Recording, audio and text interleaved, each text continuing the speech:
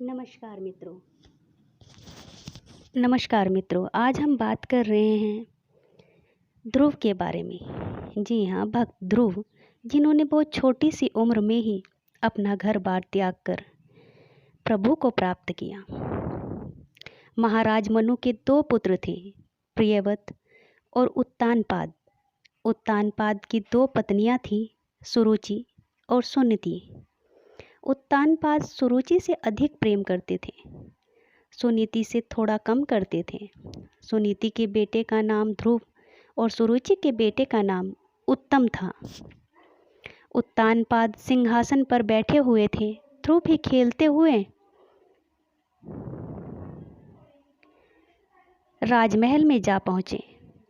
उस समय उनकी अवस्था 5 वर्ष की थी। उत्तम राजा उत्तानपाद की गोद में बैठा हुआ था। ध्रुव भी राजा की गोद में चढ़ने का प्रयास करने लगे। आखिर बालक थे।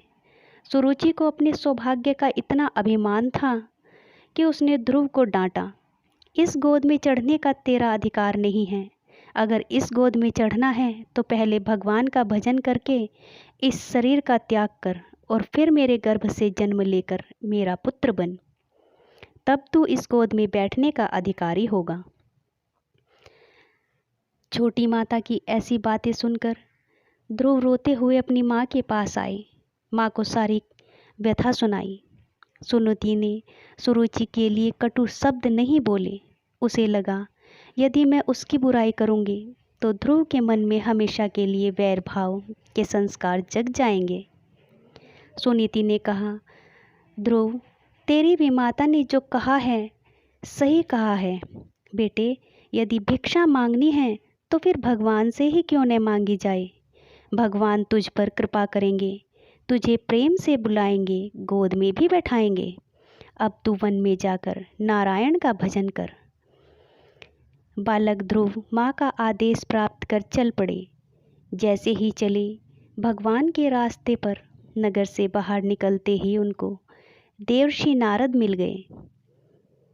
हम भगवान के रास्ते पर चलें तो सही, उनसे अपने आप सहायता मिल ही जाती है। नारद जी ने ध्रुव के सिर पर हाथ रखा, आशीर्वाद दिया और पूछा, बेटा कहाँ जा रहे हो। ध्रुव ने सारी घटना बताई। नारद जी थोड़ा परीक्षण करना चाहते थे। 5 वर्ष का बालक भगवान के दर्शन के लिए भयंकर वन में जा रहा है। नारद जी जानते थे कि ये झगड़े का कारण निकल आया है। वो देखना चाहते थे कहीं ये बीच से ही न लौट जाए। नारद जी ने कहा, बेटा 5 वर्ष की तेरी अवस्था है, तेरा मान क्या तेरा अपमान क्या। अगर माँ ने कुछ कह भी दिया तो 5 साल के बच्चे के लिए क्या बड़ी बात है। तूने जो भगवान के साक्षात्कार का रास्ता अपनाया है वो आसान रास्ता नहीं है। बड़े बड़े संत लोग घर छोड़कर आ जाते हैं, उनके बाल सफ़ेद हो जाते हैं, फिर भी सबको भगवान नहीं मिलते। ये बड़ा कठिन रास्ता है, एक बार विचार कर ले। ध्रुव जी ने कहा, महाराज आप मेरे रास्ते में सहयोग कर सकते हो तो करिए, अन्यथा मुझे सलाह मत दीजिए, मैं ये रास्ता छोड़ने वाला नहीं हूँ। नारद जी बहुत खुश हुए और ध्रुव जी को तुरंत अपना शिष्य बना लिया। भक्त ध्रुव जी ने दीक्षा नहीं मांगी, नारद जी ने स्वयं दीक्षा दे दी। ये भगवान की कृपा है। नारद जी ने कहा, बेटा मैं तुमको मंत्र दूंगा। नारद जी ने ध्रुव को द्वादक्षर मंत्र दिया, ओम नमो भगवते वासुदेवाय, और कहा, बेटा वृंदावन में जाकर इस मंत्र का जाप करना और मन, वाणी और कर्म से ठाकुर जी की सेवा करना। ध्रुव जी मधुवन में आकर साधना करने लगे। ध्रुव जी अन्न जल का त्याग करके भगवान के ध्यान में लग गए। साधना करते करते ध्रुव जी भजन में इतना रस आने लगा कि अंगूठे के सहारे खड़े हो गए, हाथ जोड़ लिए और भगवान का ध्यान हृदय से किया। वही परमात्मा सब जगह विद्वान हैं, ऐसा ध्यान करके अपने प्राण को रोक लिया। ध्रुव जी ने जैसे ही प्राण को रोका, सारे संसार के प्राण रुक गए। संसार के लोग छटपटाने लगे। देवता दौड़े दौड़े भगवान के पास गए। प्रभु, ये क्या हो रहा है? भगवान मुस्कुराए, बोले, मेरा एक छोटा सा भक्त है, वो प्राणायाम करके मेरा ध्यान कर रहा है। घबराओ मत, मैं उसको दर्शन देने जा रहा हूँ।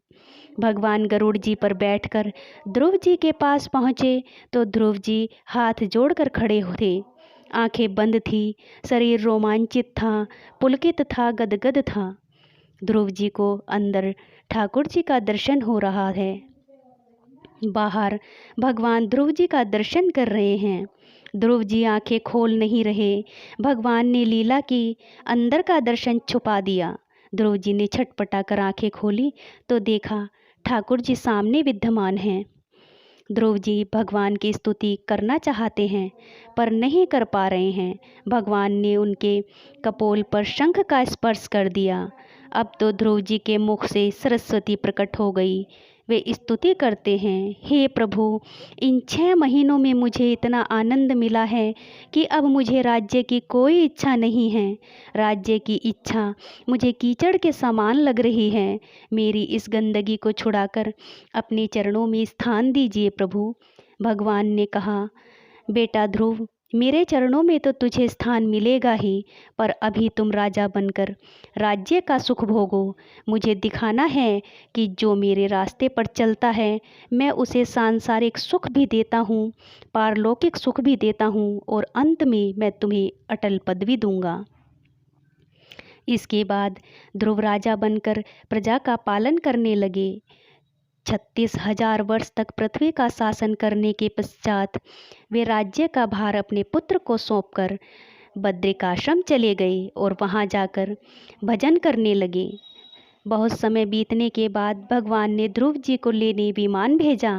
ध्रुव जी को अपनी माँ की याद आई तो उन्होंने कहा, भगवान, मेरी माँ की प्रेरणा से मुझे आपकी प्राप्ति हुई, अतः मैं माँ को साथ लेकर जाऊंगा। भगवान ने कहा, देखो तुम्हारे आगे तुम्हारी माँ का विमान जा रहा है।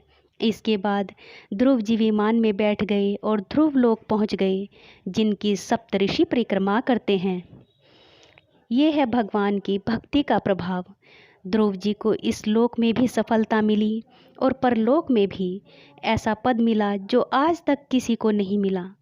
ध्रुव ने वन में रहकर निराहार रहकर भजन किया। भजन में रस आता है तो शक्ति मिलती है, जो भोजन से भी नहीं मिलती।